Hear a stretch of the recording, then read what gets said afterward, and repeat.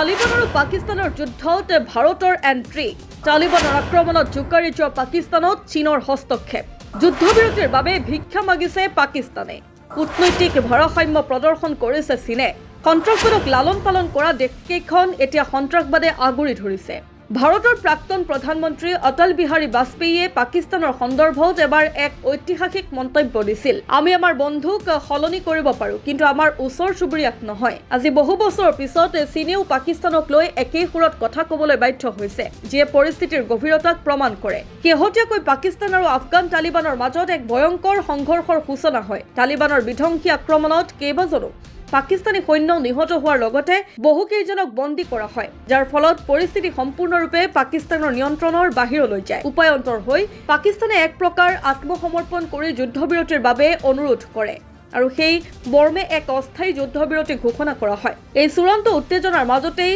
চীনে এক বিশেষ বিবৃতিৰে প্ৰৱেশ কৰে যিয়ে সমগ্ৰ ঘটনাক্ৰমক এক নতুন কূটনৈতিক মূৰ দিয়ে চীনৰ সুষম বিবৃতি চীনৰ বৈদেশিক মন্ত্ৰালয়ৰ মুখপাত্ৰই কয় যে পাকিস্তানে আৰু আফগানিস্তানে আলোচনাৰ জৰিয়তে সমস্যা সমাধানৰ বাবে অস্থায়ী যুদ্ধবিৰতিৰ যি সিদ্ধান্ত লৈছে সেয়া দুয়োখন দেশৰ স্বাৰ্থৰ লগতে আঞ্চলিক শান্তিৰ বাবেও এক ইতিবাচক পদক্ষেপ তেওঁ এই পদক্ষেপক আদৰণি জনাই কয় পাকিস্তান আৰু আফগানিস্তান দুয়োখন দেশ চীনৰ বন্ধুত্বপূৰ্ণ আৰু এৰাব নোৱাৰা চুবুৰীয়া চীনে দুয়ো পক্ষকে সংযম বজাই ৰাখি আলোচনাৰ জৰিয়তে মতানৈক্য দূৰ কৰিবলৈ আহ্বান জনাইছে লগতে তেওঁ এই সম্পৰ্ক উন্নত কৰাৰ বাবে চীনে এক গঠনমূলক ভূমিকা ল'বলৈ সাজু বুলিও জনায় বাজপেয়ীৰ কথাৰ প্ৰতিধ্বনি চীনৰ মুখপাত্ৰই ব্যৱহাৰ কৰা বিচ্ছেদ কৰিব নোৱাৰা চুবুৰীয়া বাক্যশাৰীয়ে 2001 চনত সংসদ আক্ৰমণৰ পিছত বাজপেয়ীয়ে পাকিস্তানৰ বিষয়ে কোৱা কথাষাৰকে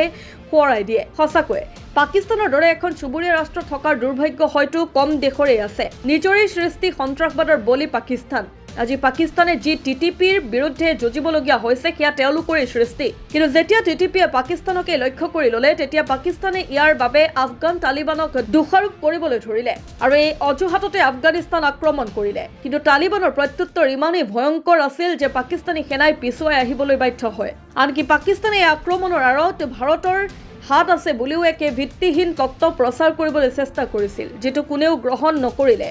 আশ্চৰ্যজনকভাৱে পাকিস্তানৰ চিৰদিনীয়া বন্ধু চীন আৰু আমেৰিকাই সংঘৰ্ষৰ সময়ত কোনো সহায় আগবঢ়োৱা নাছিল এতিয়া যুদ্ধবিৰতিৰ পিছতহে চীনে এনে এক বিবৃতি দিছে য'ত তেওঁলোকে দুয়োপক্ষৰ সৈতে সম্পৰ্ক ৰক্ষা কৰি নিজৰ স্বাৰ্থ পূৰণৰ চেষ্টা কৰিছে চীনৰ কূটনীতি একেডাল তাৰেৰে দুই চৰাই এই সমগ্ৰ বিষয়টোত চীনে এক বিচক্ষণ কূটনৈতিক চাল দিছে যাৰ দ্বাৰা তেওঁলোকে পাকিস্তান বা তালিবান কাকো অসন্তুষ্ট কৰা নাই তেওঁলোকৰ বাৰ্তা স্পষ্ট তোমালোক দুয়ো আমাৰ চুবুৰীয়া আৰু আমাৰ বাবে গুৰুত্বপূৰ্ণ গতিকে কাজিয়া নকৰি আলোচনা কৰা প্ৰকৃততে চীনৰ মূল উদ্দেশ্য আঞ্চলিক শান্তিতকৈ নিজৰ অৰ্থনৈতিক স্বাৰ্থ ৰক্ষা কৰাহে আফগানিস্তান আৰু পাকিস্তান দুয়োখন দেশেই চীনৰ বহু বিলিয়ন ডলাৰৰ প্ৰকল্প চীন পাকিস্তান অৰ্থনৈতিক কৰিডৰ আৰু বেল্ট এণ্ড ৰোড ইনিচিয়েটিভৰ বাবে অতি গুৰুত্বপূৰ্ণ এই অঞ্চলত অস্থিৰতা বাঢ়িলে চীনৰ বিশাল বিনিয়োগ বিপদত পৰিব সেয়ে চীনে মধ্যস্থতাকাৰীৰ মুখা পিন্ধি নিজৰ অৰ্থনৈতিক স্বাৰ্থ সুৰক্ষিত কৰিছে এতিয়া কেৱল সময়লৈ অপেক্ষা পাকিস্তান আৰু তালিবানৰ এই অস্থায়ী যুদ্ধবিৰতি কিমান দিন স্থায়ী হয় কাৰণ ইতিহাস সাক্ষী য'ত পাকিস্তান আৰু সন্ত্ৰাসবাদ একেলগে থাকে তাত শান্তি বেছি দিন টিকিব নোৱাৰে এই যুদ্ধময় পৰিস্থিতিত ভাৰতৰ স্থিতি কি হ'ব ভাৰতীয় এন্ট্ৰি মাৰিব নেকি এই যুদ্ধত সেয়াহে হ'ব লক্ষণীয়